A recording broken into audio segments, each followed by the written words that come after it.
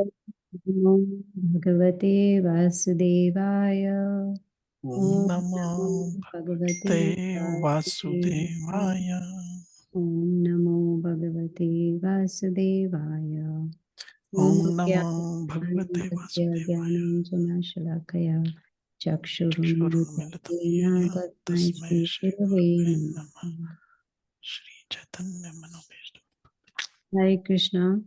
हरे कृष्ण। हरे कृष्ण माताजी। धन्यवाद, आप सब आए हैं आज भगवान की लीला के बारे में सुनने। तो पिछले हफ्ते हमने सुना था कि किस प्रकार से भगवान श्री कृष्ण प्रकट हुए, और आज हम सुनेंगे उन्होंने कौन से क्या कहते हैं, राक्षसों का संहार किया। तो जब भगवान श्री कृष्ण प्रकट हुए गोकुल में, जब वसुदेव उन्हें छोड़ के गए, तो नंद महाराज ने बड़ी धूमधाम से इस उत्सव को मनाया कि उनके घर में एक पुत्र का जन्म हुआ है। तो कहा जाता है कि उन्होंने बहुत ही नियमों का पालन करते हुए इस उत्सव को मनाया, और उन्होंने 20 लाख गायें वो सब क्या कहते हैं, आभूषणों के साथ सजी हुई उन्होंने ब्राह्मणों को दान में दी।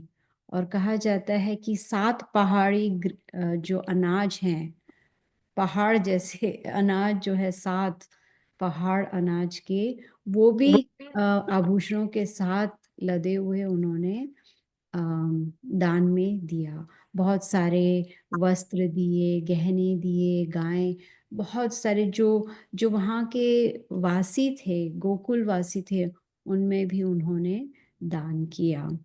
तो जब वहाँ मथुरा में, जब योग माया कंस के हाथ से निकल के ऊपर चली गई, और वहाँ से उसने आकाशवाणी की कंस के लिए, तो कंस जो है वो, जब उसको पता चला कि जो पुत्र उसका वध करने वाला है उसने ऑलरेडी जन्म ले लिया है, तो उसके मन में ना कहते हैं कि दया की भावना आ गई।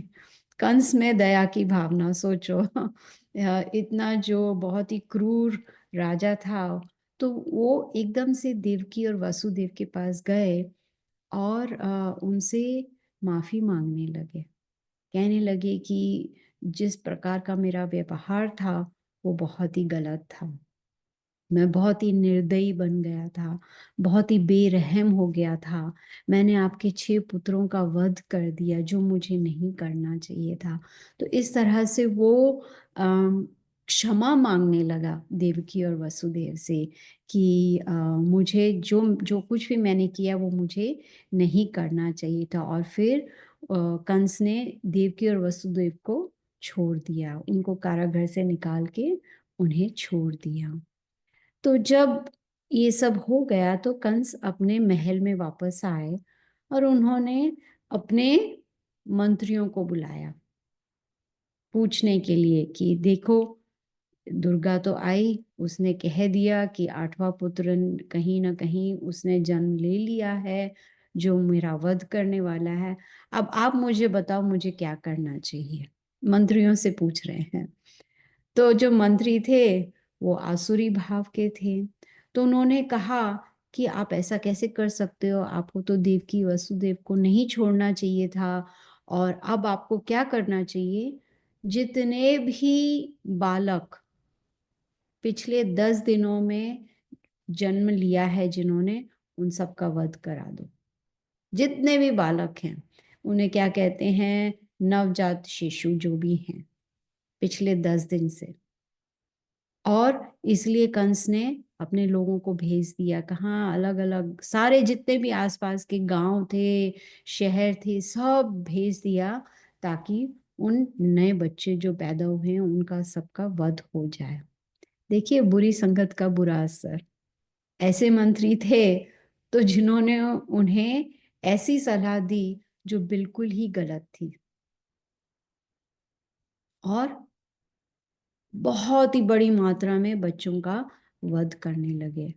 तब कंस ने सोचा कि मैं एक जो राक्षसी है, उसका नाम है पूतना, उसको मैं भेज देता हूँ, वो भी जाके नवजात शिशु जो है उनका वध करे। तो बहुत सारे बच्चों को उसने मार डाला और आखिर वो गोकुल आके पहुंची।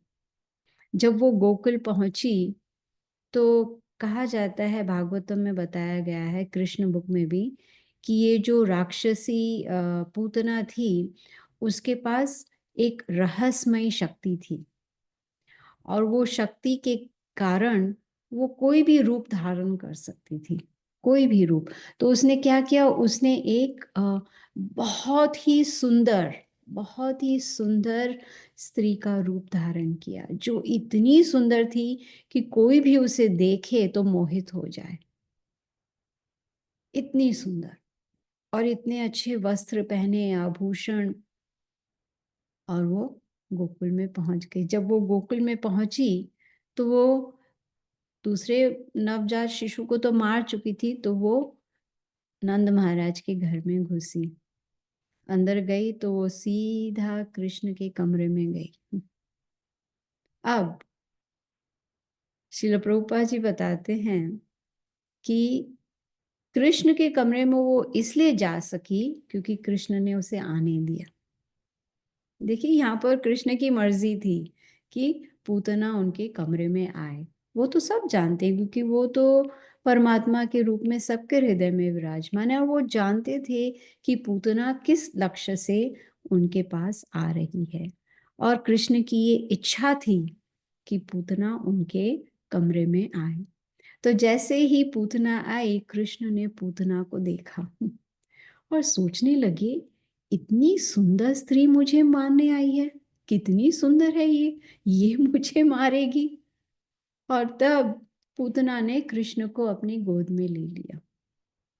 अब कहा जाता है कि वहां पर यशोदा और रोहिणी दोनों थे, लेकिन जब उन्होंने देखा कि इतनी सुंदर स्त्री मेरे पुत्र को उठा रही है, तो इसमें क्या हर्ज है, तो उन्होंने उसे उठाने दिया। तो जैसे ही कहते हैं कि यशोदा रोहिणी को कोई आपत्ति नहीं थी, उनको पता नहीं था कि ये तो एक राक्षसी है। तो जैसे ही पूतना ने कृष्ण को अपने गोद में लिया, तो कृष्ण ने अपने नेत्र बंद कर दिए। नेत्र बिल्कुल बंद कर दिए। और तब पूतना ने जो कृष्ण है उसको अपने स्तन पे रखा, ताकि वो उनका दूध पी सके। लेकिन उसने क्या किया था, अपने स्तन पर जहर लगाया हुआ था। उसने क्या सोचा, कृष्ण जब उनका दूध पिएंगे तो वो तो मर जाएंगे। लेकिन तब कृष्ण को क्रोध आया। उन्होंने बड़े क्रोध से उसका दूध पीना शुरू किया और साथ में जहर भी पी लिया। और उसे इतने जोर से जकड़ा हुआ था कि अब पूतना को दर्द महसूस होने लगा, बहुत पीड़ा होने लगी उसको। और वो पीड़ा के कारण चिल्लाने लगी, जोर जोर से चिल्लाने लगी और कहने लगी, छोड़ो मुझे, छोड़ो मुझे। बहुत ही पीड़ा में थी, क्योंकि कृष्ण ने उसको इतना जोर से जकड़ रखा था कि वो चाह रही थी कि कृष्ण किसी ना किसी तरह वो कृष्ण को अपने से दूर करे। लेकिन कृष्ण ने उसको छोड़ा नहीं, और वो चिल्लाती रही, और कहा जाता है उसके पूरे पसीने छूटने लगे। ऐसा कभी हुआ है, जब हम बहुत पीड़ा में होते हैं तो बहुत पसीना आने लगता है, क्योंकि वो दर्द सहा नहीं जाता। ऐसी स्थिति में पूतना थी। कहते हैं उसका जो दर्द था वो असहनीय था। तब क्योंकि वो असहनीय दर्द था, तो उसने अपना जो वेश है, राक्षसी का वेश है, वो उसने फिर ग्रहण किया। तब सबने देखा, इतनी बड़ी राक्षसी थी वो, और वो धड़ाम से जमीन पर आ गिरी। और क्योंकि कृष्ण ने उसके दूध के साथ साथ उसका जो उसकी जो प्राण है, उनके उसके प्राण भी निकाल दिए थे, और पूतना जमीन पर गिर पड़ी और उसका देहांत हो गया। जब वो गिरी और जैसे ही मरने लगी तो कहा जाता है कि पूरी धरती, पूरा आसमान सब हिलने लगा। एक बहुत अच्छा क्या कहते हैं उसका रूप जो है उसके बारे में बताया गया है। कृष्ण बुक जो है उसके अंदर बताया गया है। कहा जाता है कि जब वो गिरी तो उसका जो मुंह था वो खुला हुआ था और ऐसा लग रहा था कि उसका मुंह जो है वो इतना बड़ा है, इतना बड़ा है कि जैसे कोई गुफा होती है। उसके जो क्या बोलते हैं नथुने हैं, जो नॉस्ट्रल्स है, वो भी एक गुफा की तरह लग रहे थे, इतनी बड़ी थी वो। उसके बाल बिखरे हुए थे और उसके बाल ऐसे लग रहे थे जैसे ना कोई लाल झाड़ी है, ऐसे उसके बाल बिखरे हुए थे। और उसके जो हाथ थे ऐसा लग रहा था जैसे पुल होता है ना, ब्रिजेस होते हैं, पुल की तरह इतने बड़े बड़े उसके हाथ थे। और उसका जो पेट था ऐसा लग रहा था कोई सूखी हुई झील है। इस तरह से उसके शरीर का विवरण किया गया है। और कहा जाता है कि उसका जो शरीर था वो 12 मील लंबा था। और जैसे ही वो जमीन पे गिरी तो इतने सारे पेड़ों को उसने गिरा दिया। इतनी भारी थी, इतनी बड़ी थी और इतनी भयानक दिखने में। अब राक्षस राक्षसी तो देखने में भयानक ही होते हैं, लेकिन कृष्ण ने क्या किया, जब वो मर भी गई थी तो उसके ऊपर खेल रहे थे। उसके ऊपर ऐसे जैसे ना कोई खिलौना होता है या क्या, बस उधर उधर ही खेल रहे थे, छोटे छोटे बच्चे की तरह। तब जब गोपियां हैं उन्होंने देखा, जब उन्होंने देखा तो उन्होंने कृष्ण को अपने पास लिया और एकदम से जो गाय की पूंछ होती है उससे उसको हवा दी। कहा जाता है कि उससे ना नजर उतर जाती है। आप किसी ने ट्राई किया है जो गाय की पूंछ होती है उससे? पता नहीं, गांव में करते होंगे, मुझे पता नहीं है, लेकिन वो पूंछ से हिलाने लगे। तो गोपियों ने सोचा कि अरे इसे तो नजर लगी, देखो कितनी भयानक राक्षसी कृष्ण को मारने आई थी। लेकिन नारायण की कृपा से वो बच गए। अब वो नहीं जानते थे यही नारायण है, यही विष्णु है, यही भगवान है। लेकिन कृष्ण कोई फर्क नहीं पड़ा क्योंकि वो जानते थे वो तो अंतर्यामी है। वो तो जानते थे कि कंस ने भेजा है इसे, आगे भी बहुत भेजेंगे। प्रभुपाद जी कहते हैं कि दिन में एटलीस्ट 3 राक्षस तो भेजते थे कंस। नाश्ते के बाद, दिन के खाने के बाद, शाम के खाने के बाद कोई ना कोई तो राक्षस आता ही था कृष्ण को मारने के लिए। तो बताया गया है कि जो जो उसका शरीर वहां पर मृत शरीर पड़ा हुआ था, तो विवरण में बताया गया कि उसके जो दांत थे ना वो उबड़ खबड़ थे, जैसे ना बम्पी होते, बम्पी रोड्स होते हैं जो रास्ते ऊपर नीचे होते, वैसे उसके दांत लग रहे थे। तो जो गोपियां थी वो इतनी घबरा गई थी तो वो एकदम से उनकी कृष्ण की नजर उतारने लगी कि कहीं। और उन्होंने जो गाय गाय के जो पैरों से धूल है वो धूल लेके भी कृष्ण के पूरे शरीर पर लगाने लगे और विष्णु का नाम जाप करने लगे, विष्णु विष्णु विष्णु विष्णु। विष्णु तो उनके सामने ही है लेकिन उसी का नाम जप रहे थे, विष्णु विष्णु विष्णु। तो हम देखते हैं कि अ, गाय की धूल, गाय की पूंछ, ये सब जो है, गाय कितनी महत्वपूर्ण है। इसलिए भगवान श्री कृष्ण को गाय इतनी प्रिय है। हम देखें तो देखो, गाय का दूध, गाय का मूत्र, गाय की धूल, गाय का गोबर, गाय की पूंछ, ये सब जो है वो हमारे शरीर को पवित्र बना सकती है। बहुत जरूरी है। इसलिए प्रभुपाद जी हमेशा कहते हैं हमें गाय की सेवा करनी चाहिए, ध्यान देना चाहिए कि कोई गाय को कोई कष्ट ना दे। ऑफ कोर्स कलयुग में तो लोग गाय को भी खाते हैं, लेकिन ये बहुत बड़ा पाप है। तो इससे हमें समझ में आता है कि गाय बहुत ही महत्वपूर्ण है। जब मैं वृंदावन गई थी तो जनार्दन महाराज के साथ परिक्रमा कर रही थी, परिक्रमा नहीं कहते, वॉक पे गई थी। तो यमुना के पास जाके वहाँ पर प्रार्थना करके जल अपने सर पे लगा के फिर वापस आ रहे थे, तो रास्ते में गौशाला पड़ती है, तो गौशाला में लेके गए और फिर गरम गरम गाय का मूत्र दिया, बोला पियो। मैंने जिंदगी में कभी गाय मूत्र पिया नहीं था और ग्लास भी पकड़ा तो वो गरम गरम था, बोला फ्रेश फ्रेश फ्रेश फ्रेश और वो गड़गड़ गड़गड़ पी रहे हैं। तो मैंने पूछा इसका फायदा क्या है? बोला गाय मूत्र सुबह पीने से कोई बीमारी नहीं आती है शरीर में। तो सोचिए कितना इम्पोर्टेंट है, हर एक चीज जो गाय से आती है वो बहुत ही लाभदायक है और पवित्र है। तो अब ये गोपियों ने तो नजर उतार ली, उसके बाद में यशोदा मैया भी डर गई। उन्होंने कृष्ण को अपनी गोद में ले लिया और अपना दूध पिलाने लगी। अब जब ये पूतना का वध हो रहा था तब नंद महाराज कहाँ थे?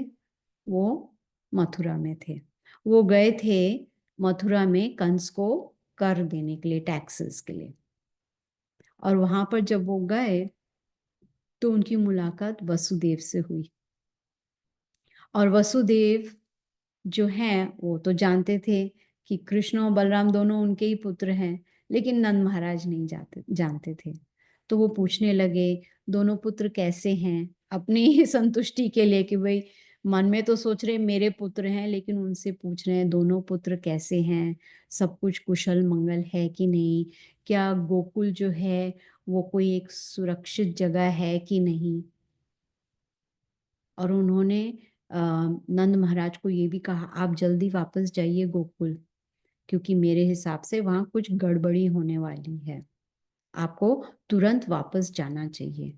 तो जब नंद महाराज वापस आए मथुरा से तो उन्होंने देखा कि इतनी बड़ी राक्षसी मरी पड़ी है। तब उनको वसुदेव के शब्द याद आए, उन्होंने कहा था गड़बड़ी होने वाली है इनसे। तब उनको समझ में आया कि हाँ, वसुदेव जो कह रहे थे वो बिल्कुल सत्य है, यहाँ तो इतनी बड़ी राक्षसी रखी पड़ी हुई है, किसने मारा होगा उसे।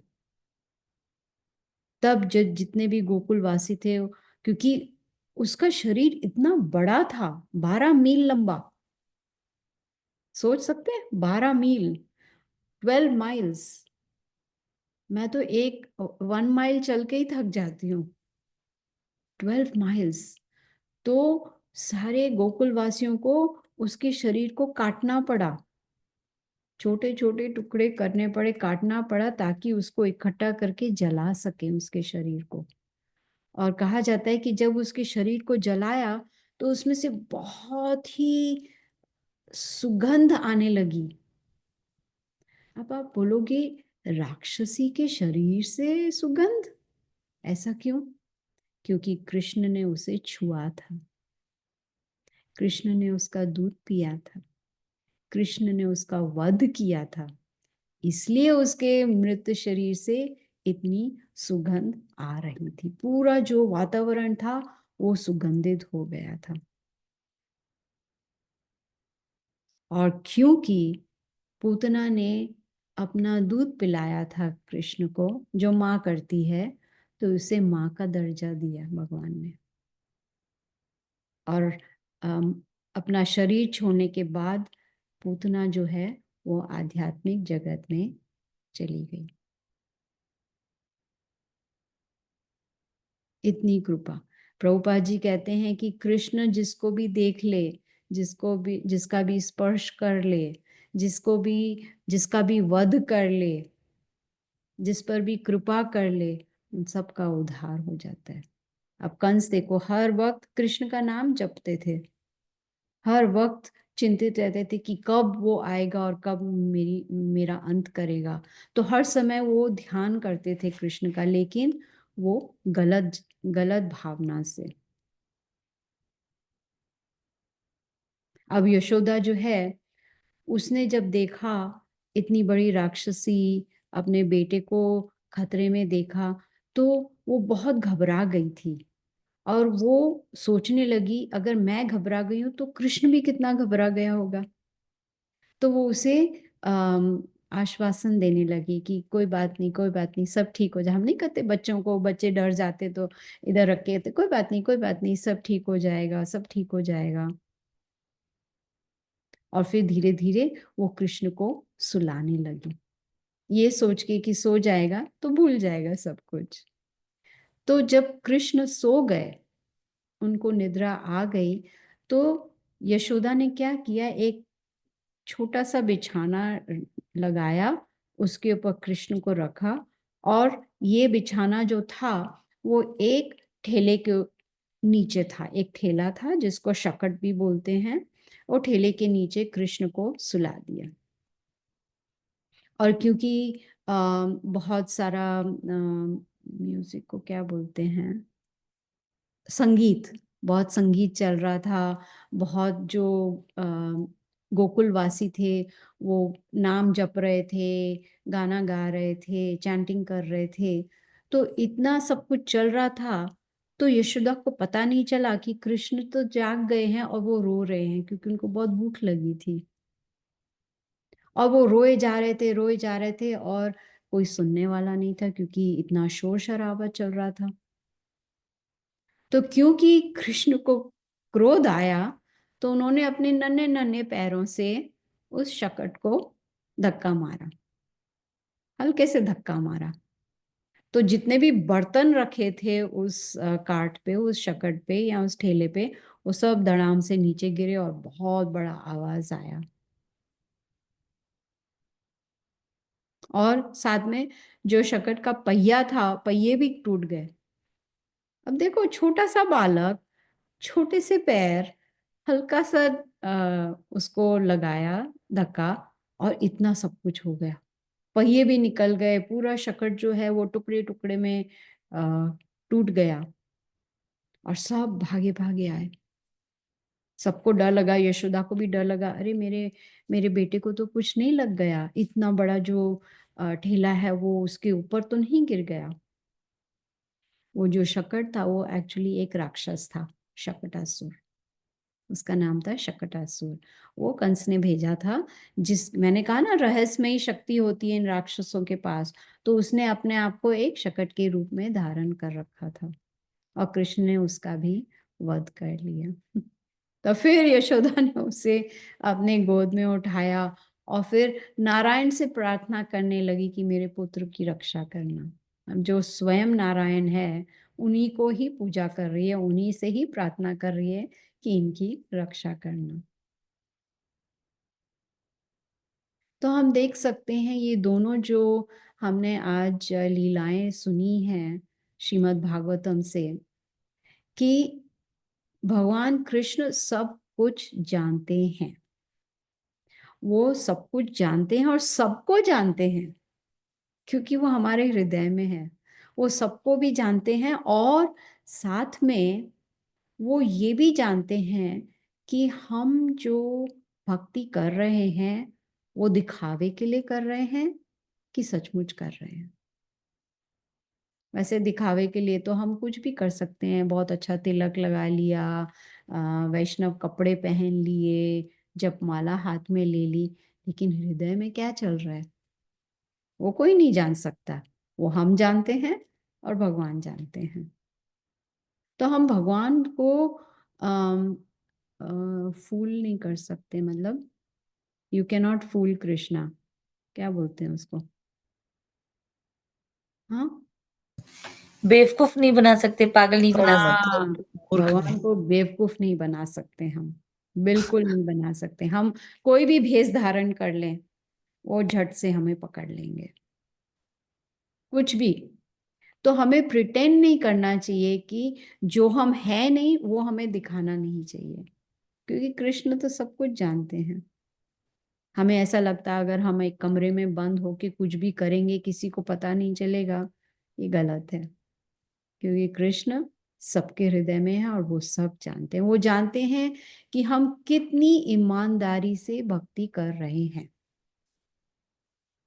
ये यथा मां प्रपद्यन्ते ताम तथैव भजामि हम। जिस तरह से हम भगवान की शरण लेंगे उसी मात्रा में वो हमारी सहायता करेंगे। वी विल गेट रिवॉर्डेड उसी मात्रा में। अब ऐसा तो नहीं है मैं कहूँगी मैं आपको $10 देती हूँ, आप मुझे $100 दो, आप क्यों दोगे?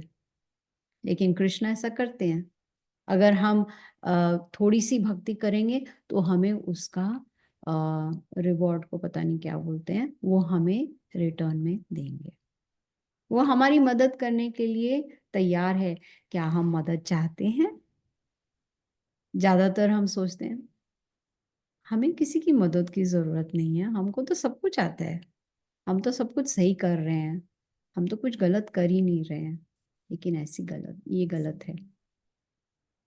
तो ये जो श्रीमद् भागवतम के 10वें स्कंद में जो इतनी सारी लीलाएं दी गई हैं, उसको हमें ध्यानपूर्वक सुनना चाहिए और उसे समझना चाहिए कि हमें इसके जो मॉरल जो होता है इस लीलाओं का, उससे हम क्या सीखते हैं और कैसे उसे अपने जीवन में हम उतार सकते हैं।